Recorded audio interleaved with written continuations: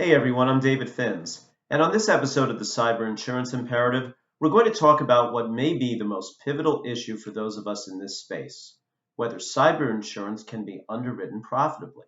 Because let's face it, if the insurers can't make money on cyber, they won't continue to offer the coverage. And as I look into my magic 8 ball, signs point to yes. Well, okay, it's not a magic 8 ball. More like a report from Fitch Ratings that was the subject of a recent article in Insurance Journal.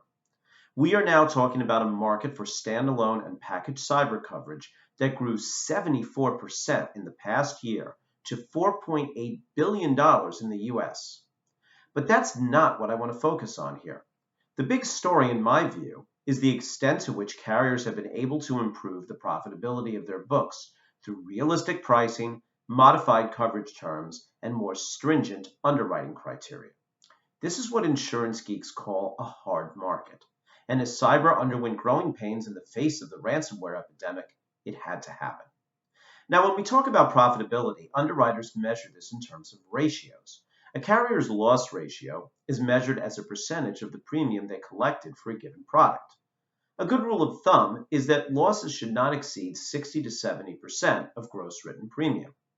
The reason for this margin is because companies have expenses and they need to set reserves, and that accounts for another 30% or so of the premium collected.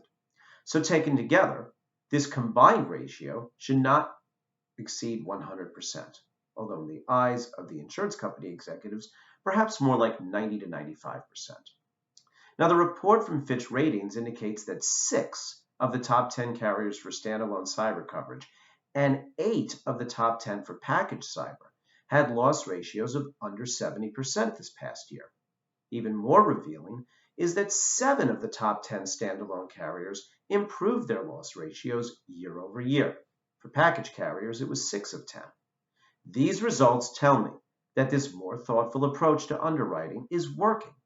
Ironically, the standalone carrier with the worst loss ratio was also the only insurer with single-digit premium growth, while the rest of their peers were in the double and even triple digits. It's as if the ticket to a healthier loss ratio is growing your book of business. Now, don't get me wrong, nobody likes a hard market. Speaking as a broker, it isn't easy to tell clients with squeaky clean loss histories that they should face higher premiums and retentions, new sublimits and coinsurance, or a more complicated renewal process.